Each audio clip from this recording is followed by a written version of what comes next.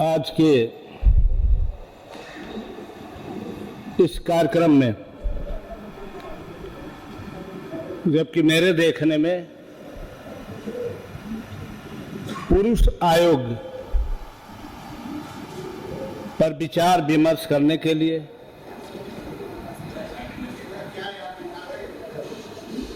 पुरुष आयोग के सवाल पर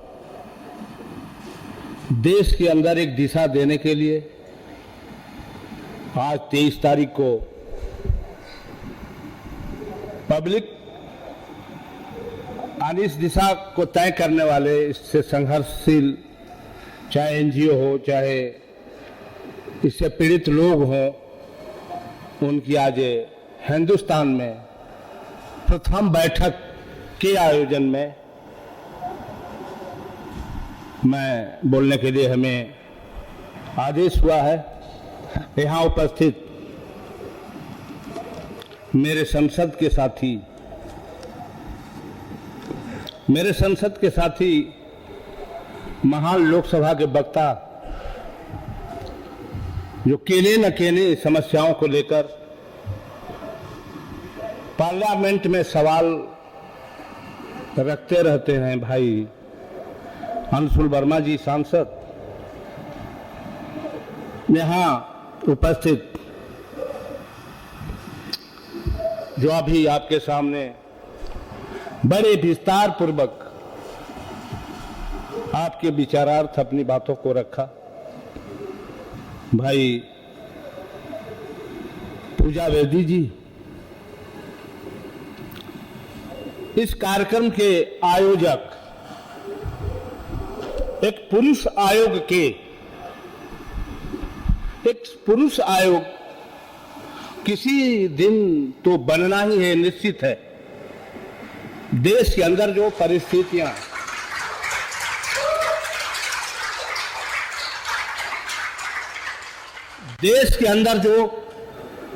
परिस्थितियां पैदा हो रही हैं, इससे लगता है कि पुरुष आयोग किसी न किसी दिन निश्चित बनना है, इसमें कतई दो राय नहीं है। ये आज का दिन, ये आज का कार्यक्रम पुरुष आयोग के इतिहास का एक ऐतिहासिक दिन होगा, क्योंकि आज से ही शुरुआत, बहुत से कार्यक्रम हो रहे होंगे, हमें पता नहीं, मगर जब इसकी आवश्यकता पड़ी, देश के लोग इसकी जरूरत समझने लगे, इस दिशा में आज का ये जो प्रथम दिन की शुरुआत हुई है, आज से कार्यक्रम देश के कोने कोने जाएगा, हर प्रदेशों में जाएगा, देश के हर घरों में जाएगा। उस दिन की आज की शुरुआत है। इसके आयोजक प्रखर समाज सेविका, संघर्षशील,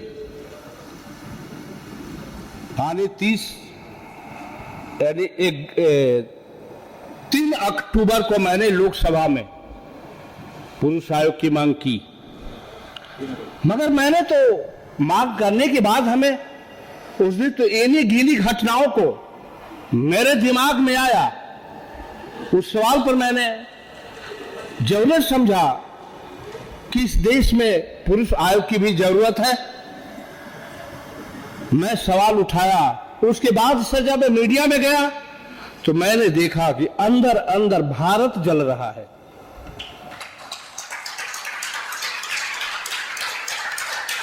हमें पता ही नहीं था कि जो स्थिति हमें उसके बाद दिखाई दे रही है वो दरअसल में थी, मुझे यह एहसास नहीं था। इस कार्यक्रम का आयोजन करने वाली बरखा त्रेहान को मैं भूरी भूरी धन्यवाद देता हूं, भूरी भूरी प्रशंसा करता हूं कि दरअसल इस लड़ाई का,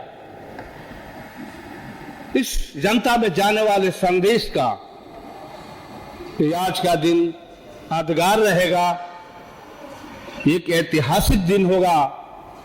इसके लिए मैं बरखात रेहान जी को, आपको बहुत बहुत धन्यवाद देता हूं,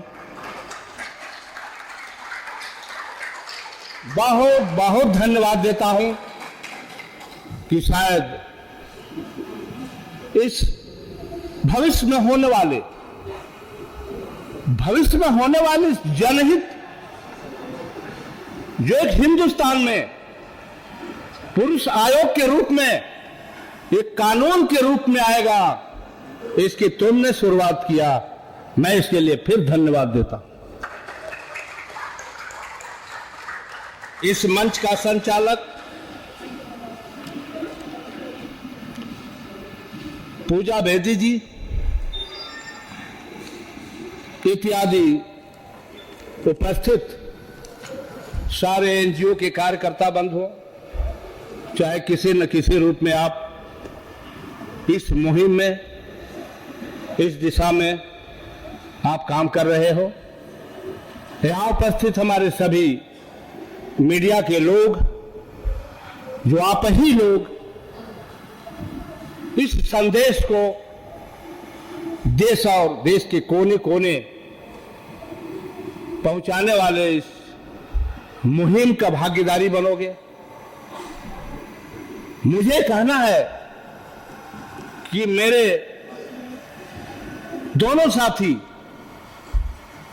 बहुत विस्तार पूर्वक आप लोगों को देश की ज्वलंत स्थिति पर, जो आज देश में माहौल बन गया है, विस्तार पूर्वक बताया। अंशुल वर्मा जी ने आपको सारी चीजें खोल के बता दिया। हरी पूजा बेदी जी ने बड़े विस्तार पूर्वक आपके सामने एक दर्शन के रूप में, एक पिक्चर्स जैसे इस आईना को आपके सामने प्रस्तुत किया। आप उन बातों से भली भांति अनुभव प्राप्त की है। मैं एक बात कहना चाहूंगा, डिबेटों पर जो इस समय पुरुष आयोग मीडिया पर बहस का विषय बन गया है, यानी डिबेट हो रहे हैं, चैनलों पर बहस हो रहे हैं, विभिन्न पार्टियों के लोग इसमें हिस्सा ले रहे हैं, इस देश के महिला लोग भी, जो नेत्रियां हैं, कार्यकर्ता हैं विभिन्न पार्टियों के, वो भी हिस्सा ले रही हैं। मुझे एक बात कहना है, हमको उसी सवाल को लेकर मैंने लोकसभा में आवाज उठाया कि स्त्री पुरुष से ही यह समाज है। अगर स्त्री नहीं है तो पुरुष का कोई अर्थ नहीं है, अगर पुरुष नहीं है तो स्त्री का भी कोई अर्थ नहीं है। ये दोनों के समावेश से ही यह देश है, यह समाज है। हम ये नहीं कहते कि स्त्री और पुरुषों में कोई दीवार है, क्योंकि अगर पत्नी अब किसी लड़की प्रताड़ित होती है तो उसके भी पिता है और भाई है। ऐसा नहीं है कि उसको दर्द नहीं होता, वो परेशान ना होते होंगे। अगर पति के रूप में अगर लड़का परेशान होता है तो ऐसा नहीं है कि उसके मां नहीं है, उसकी बहन नहीं। मेरे समझ से नहीं लगता कि कहीं या किसी तरह का प्लेटफॉर्म है, क्योंकि कुछ महिला कार्यकर्ताओं ने डिबेट पर ऐसे मैंने बोलते देखा है, एक पक्षी बात करती हैं। जिस दिन इस देश के महिलाओं पर, जो मेरी ही बेटी, मेरी बहन, मेरी मां है, उन पर जब अत्याचार होने लगा, अपने परिवार में ही दहेज को लेकर के जलाई जाने लगी, उनके साथ दुराचार की घटनाएं प्रकाश में आने लगे, उस समय देश जरूरत समझा महिला आयोग आया इस देश में महिलाओं को न्याय देने के लिए। अभी पार्लियामेंट में हम लोगों ने बहुत जल्दी लोकसभा में अभी महिलाओं के साथ हो रहे अत्याचार के सवाल पर फांसी की सजा का प्राविधान बनाया, कानून बनाया। मगर अब कभी कभी ये भी देखा जा रहा है कि पुरुषों को भी परेशानियां खड़ी हो रही हैं अपने महिलाओं पर। यह हम नहीं कहते कि सारे महिलाएं पुरुष विरोधी हैं, सारे पुरुष महिला विरोधी हैं। कुछ परसेंट लोग जो हैं सिस्टम खराब करते हैं, इसके लिए कानून आती है मैदान में। कुछ लोग चोरियां करते हैं, इसलिए कानून आती नहीं कि देश के सारे लोग चोर हैं, या नहीं कि इस देश की सारी महिलाएं अपने पतियों को प्रताड़ित करती हैं। इसका अर्थ ये नहीं कि सारे पुरुष जो है दहेज के अभियान में अपनी महिलाओं को प्रताड़ित करते हैं और अपने घरों में फूंकते हैं। कुछ इस प्रवृत्ति के लोग समाज में होते हैं, जो आपराधिक सोच के लोग होते हैं। जब अपने अपराध की प्रक्रिया शुरू करते हैं, समाज में एक सवाल खड़ा होता है। इसके लिए कानून आती है, चाहे किसी न किसी रूप में, चाहे महिला आयोग के रूप में आती हो, चाहे किसी और बचाव का उसका दूसरा नाम देकर आता हो। उसी तरह से आज की स्थिति बन गई है। वर्तमान परिस्थिति में देखा जा रहा है कि हमने तो एक न्याय देने की व्यवस्था की, महिला आयोग बनाया, तरह तरह के पार्लियामेंट में कानून बनाए, राज्य सरकारों ने भी कानून बनाई, मगर पुरुषों के लिए अभी इस तरह का कोई प्लेटफार्म नहीं है जो उसकी पत्नी अगर किसी रूप में उसको प्रताड़ित करती है तो कहीं भी वो अपनी बात कह सकता है, उसकी कोई बात सुनने को तैयार नहीं है। अक्सर देखा गया है कि अगर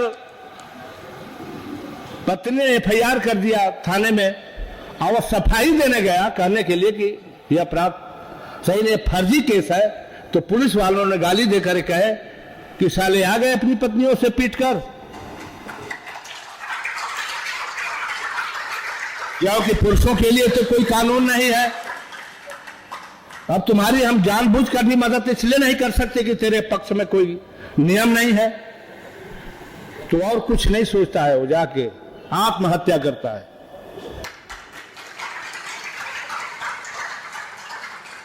आत्महत्या करता है। मित्रों,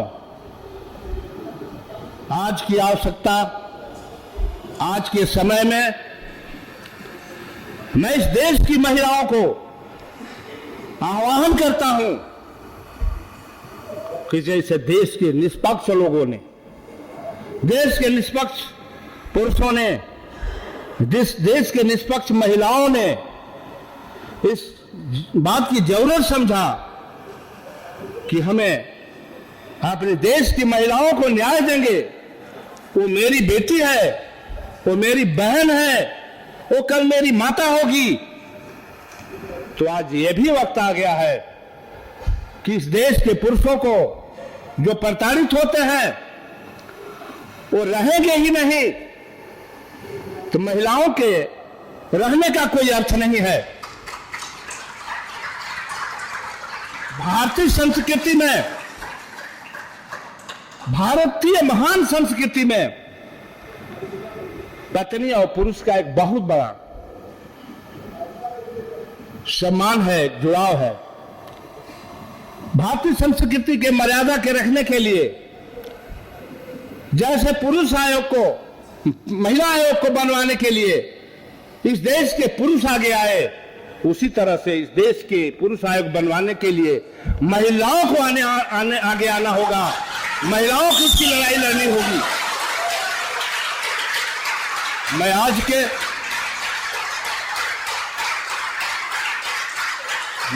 के इस जन समूह को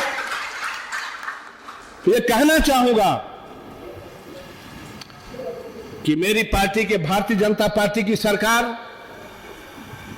कल ही आपके इस एक्ट को पास कर देगी।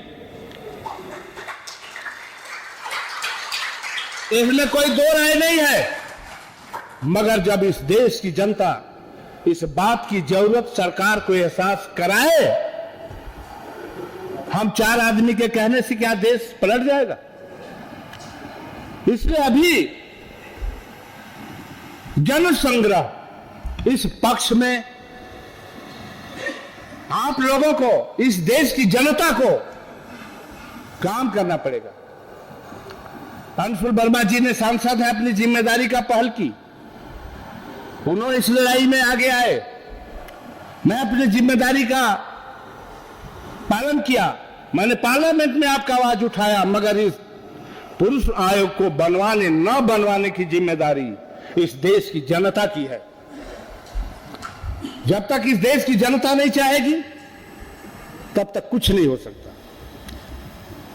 मैं आग्रह करूंगा, आज की शुरुआती बैठक है, जैसे किसी भी पौधे का आपने एक पौधारोपण किया कि आगे चल करके एक वृक्ष का रूप लेगा, उसी तरह से आज की शुरुआत आने वाले पुरुष आयोग के भविष्य को तय करेगा। और ऐसा नहीं है, पूरा देश चाहता है इस बात को, पूरा देश चाहता है कि पुरुष आयोग बने। अगर पुरुष आयोग बने तो क्या बिगड़ता है?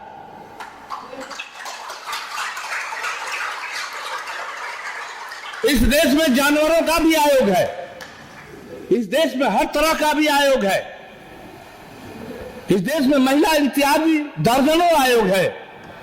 अगर इस एक पुरुष आयोग बन जाएगा तो क्या बिगड़ जाएगा? जिन लोगों ने, जिन महिलाओं ने इस डिबेटों पर आकर के इस सिस्टम के विपरीत अगर वो इसके खिलाफ बोलती हैं तो समाज में एक दीवार खड़ा करती है, वही इस तरह की बात करेंगी जिनको अपने परिवार और पति से कोई मतलब नहीं है। वो यही स्वार्थ से ग्रसित हैं, उनको न इस देश की संस्कृति से कोई मतलब है, न इस देश के समाज को बनने बिगड़ने की से कोई मतलब है, न उनको इस देश के पूर्व पति पत्नी की समानता से मतलब है। समझ में नहीं आता है कि उनके अंदर क्या स्वार्थ है कि इसमें वो खलल पैदा करती है। देश जानता है, देश किसी के बहकावे में नहीं आएगा। इसलिए मैं आज इतना ही बातों को कह करके आप लोगों को आशीर्वाद देता हूं और आप लोगों को आह्वान करता हूं, सरकार तैयार है आपकी बात को सुनने के लिए। भारत की सरकार नरेंद्र भाई मोदी से बड़ा न्यायप्रिय, नरेंद्र भाई मोदी से बड़ा न्यायप्रिय इस देश का न कोई प्रधानमंत्री हुआ है अब तक, न भविष्य में होगा। हम लोगों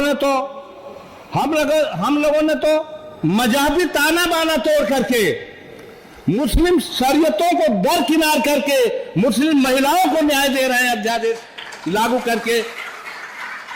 भारतीय जनता पार्टी आखिर पुरुषों को न्याय देने से पीछे रहेगी क्या? मगर हमारी जिम्मेदारी है कि देश में वातावरण बनाए, और ये जानते हैं जो शुरू हो जाता है समाप्त नहीं होता है। जब आपराधिक प्रवृत्ति शुरू हो गई है तो प्रताड़ना का रोग बढ़ता ही रहेगा। अंत में किसी न किसी दिन पुरुष आयोग लाना पड़ेगा, इसके अलावा कोई दूसरा बचाव नहीं है। इन शब्दों के साथ मैं अपने आने वाले अतिथि भाइयों को धन्यवाद देता हूं। भाई पूजा बेदी से भी रिक्वेस्ट करेंगे कि जरूरत पड़ेगी तो आपको पूरा इसको लेकर हिंदुस्तान घूमना पड़ेगा। मैं अंशुल वर्मा जी को यह कहूंगा कि परिस्थिति बनेगी, आपको देश में जाना पड़ेगा, विभिन्न प्रांतों के लोग इंतजार कर रहे हैं। मैं बरखा त्रेहान को भी कहूंगा कि आप लोग गांधी एक पैदा हुए, गांधी एक पैदा हुए, अनेक देश आजाद हुआ।